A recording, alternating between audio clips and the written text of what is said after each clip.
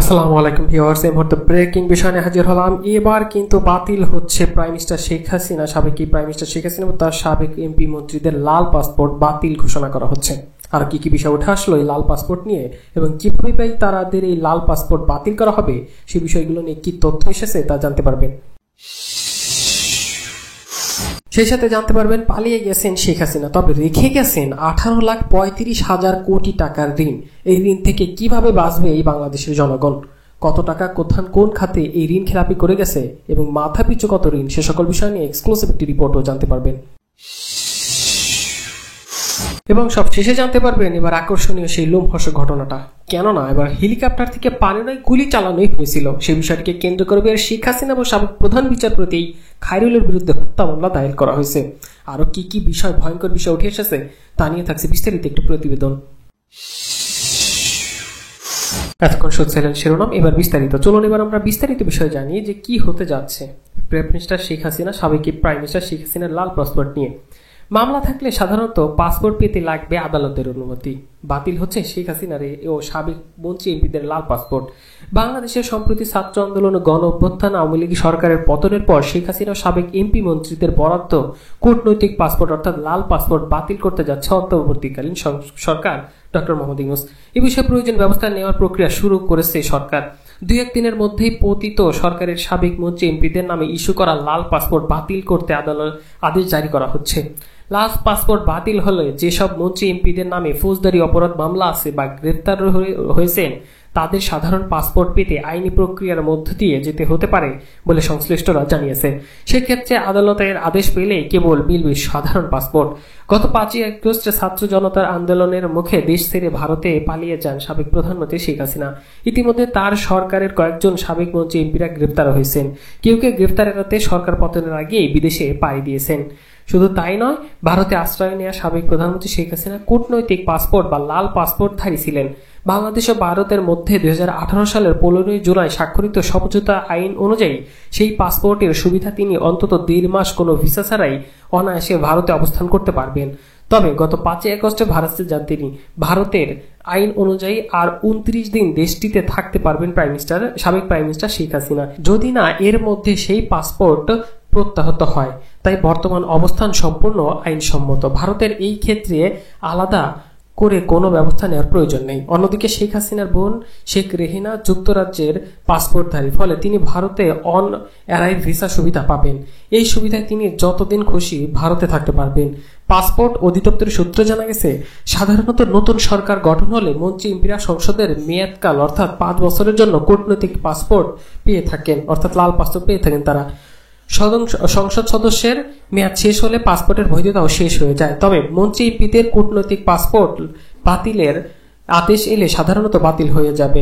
এরপর বাংলাদেশের নাগরিক হিসেবে যে কেউ সাধারণ পাসপোর্ট, সবুজ রঙের পাসপোর্ট পাওয়ার অধিকার রাখবেন। তবে কার নামেও যদি ফৌজদারি মামলা থাকে তবে তিনি সাধারণ পাসপোর্ট পাবে না। সেক্ষেত্রে আদালতের নির্দেশ থাকলে কেবল তিনি সাধারণ পাসপোর্ট পাবেন বলেও জানা যায়। সাবেক পররাষ্ট্র সচিব শহীদুল হক বলেন, সংসদ সদস্যদের মেয়াদ শেষ হয়ে গেলে বা সংসদ ভেঙে যাওয়ার সঙ্গে সঙ্গে কূটনৈতিক পাসপোর্টের বৈধতা শেষ হয়ে যায়। সাধারণত কূটনৈতিক পাসপোর্টধারীরা মেয়াদ শেষ হওয়ার পরেই সেই পাসপোর্ট স্যারেন্ডার করে সাধারণ পাসপোর্ট নিয়ে থাকেন। এদিকে সাবেক প্রধানমন্ত্রী পালিয়ে গেলেও তিনি রেখে গেছেন প্রায় 18,35,000 কোটি টাকার ঋণ। 2008 সালে শেখ হাসিনা যখন ক্ষমতায় আসেন তখন বাংলাদেশের ঋণের পরিমাণ ছিল মাত্র $33.66 বিলিয়ন। সম্প্রতি 5ই আগস্ট গণ অভ্যুত্থানের মুখে প্রধানমন্ত্রী শেখ হাসিনা যখন পদত্যাগ করে দেশ ছেড়ে যান, তার বিদায়ের সময় দেশের ঋণের বোঝা দাঁড়িয়েছে $156 বিলিয়ন। কোথায় 2008 আর কোথায় 2024, মাত্র এই কয়েক বছরেই এত বিলিয়ন ডলার তিনি ঋণ করে গেছেন। অর্থ মন্ত্রণালয় অনুযায়ী 30 জুন পর্যন্ত বাংলাদেশের মোট ঋণ পৌঁছেছে 18,35,000 কোটি টাকার। এর মধ্যে অভ্যন্তরীণ ঋণ $88 বিলিয়ন, $10,35,000 কোটি টাকা এবং বিদেশি ঋণ $66.33 বিলিয়ন, প্রায় $8 লাখ কোটি টাকা। এই বিশাল ঋণ বাংলাদেশের অর্থনীতিকে কেমন প্রভাবিত করছে তা বোঝার জন্য প্রস্তাবিত বাজেটের দিকে নজর দিতে হবে। চলিত অর্থ বছরের বাজেটের সুদ পরিশোধের জন্য 1,35,000 কোটি টাকা অর্থাৎ 14.02% সুদ বরাদ্দ রাখা হয়েছে, যা $8 লাখ কোটি টাকার বেশি ব্যয়ের মধ্যে সর্বোচ্চ। অর্থনীতিবিদরা বিপুল ঋণের জন্য ব্যয় বৃদ্ধি ও মেগা প্রকল্পে দুর্নীতির দায়ী করেছেন, যা রাজস্ব স্থবিরতার কারণ হয়ে দাঁড়িয়েছে। সরকারের 3 মেয়াদে মোট ব্যয় হয়েছে প্রায় 54 লাখ কোটি টাকা, আর রাজস্ব আয় হয়েছে মাত্র 37 লাখ কোটি টাকা। ব্যয় 2008-09 অর্থবছরে 94,000 কোটি টাকা থেকে বেড়ে দাঁড়িয়েছে 23-24 অর্থবছর সংশোধিত বাজেটে 7 লাখ কোটি টাকা হয়েছে। বাংলাদেশের রাজস্ব জিডিপি অনুপাত বর্তমানে প্রায় 9%, যা বিশ্বের অন্যতম সর্বনিম্ন। অর্থনীতিবিদরা জাতীয় রাজস্ব বোর্ডের সংস্কার উদ্যোগ, অভাব, এর কর ফাঁকি এবং বিভিন্ন গ্রুপকে কর ছাড় দেওয়াকে এর জন্য দায়ী করেছেন। এছাড়া মেগা প্রকল্পের দুর্নীতি রাজস্ব ব্যয়ের ব্যবধান বাড়াচ্ছে বলেও মতামত অনেকের। এদিকে আরো অনেকগুলো তথ্য বেরিয়ে এসেছে। বাংলাদেশের ঋণ খেলাপের বিষয়টিও অনেক যেমন এসালাম গ্রুপ সহ আরো নানা ধরনের যারা বাণিজ্যিক তথ্য দিতেন বা বাণিজ্যিক উপদেষ্টা ছিলেন, তারা কিন্তু ব্যাপক ঋণ খেলাপি করেছেন। তাদের জন্য কিন্তু ব্যাপক ক্ষতিগ্রস্ত হয়েছে অর্থনীতি। শেষে বর্ধিত ঋণ, কম কর ও রপ্তানি আয়ের কারণে বাংলাদেশের ঋণ পরিশোধের রাজস্ব অনুপাত প্রথমবারের মতো 100% ছাড়িয়ে যাবে বলেও ধারণা করা হচ্ছে, যা ঋণ পরিশোধের সক্ষমতার ঝুঁকি বাড়ায়। আন্তর্জাতিক মুদ্রা তহবিলের IMF তথ্য অনুযায়ী 2021 সালের অর্থবছরে ঋণ পরিশোধের রাজস্ব অনুপাত ছিল 58.7%, যা 2022 অর্থবছরে 72% এবং 2023 অর্থবছরে 71.8% পৌঁছেছে। চলিত অর্থবছরে এই অনুপাত 101.1% পৌঁছাবে বলেও অনুমান করা হচ্ছে। এবং সবশেষে এবারে সেই বিষয়টা তুলে ধরতে যাচ্ছি। শেখ হাসিনা ও সাবেক প্রধান বিচারপতি খায়রুলের বিরুদ্ধে হত্যা মামলা দায়ের করা হয়েছে। ইতিমধ্যে আপনারা জানেন, প্রাইম মিনিস্টার শেখ হাসিনা বলেছিল যে আগুন নেভাতে হেলিকপ্টার থেকেই নাকি পানি ছড়া হচ্ছে। তবে সেই বিষয়টা এবার মিথ্যা প্রমাণিত হলো। রাজধানীর মিরপুরে র্যাবের হেলিকপ্টার থেকে ছোড়া গুলিতে ফিরোজ তালুকদার নিহতের ঘটনায় শেখ হাসিনার সাবেক প্রধান বিচারপতি ABM খায়রুল হক সহ 5 জনের বিরুদ্ধে হত্যা মামলা দায়ের করা হয়েছে। মামলার অন্যরা আসামিরা হলেন সাবেক পরিবহন ও সেতুমন্ত্রী ওবায়দুল কাদের, স্বরাষ্ট্রমন্ত্রী আসাদুজ্জামান কামাল, IGP চৌধুরী আব্দুল্লাল মামুন।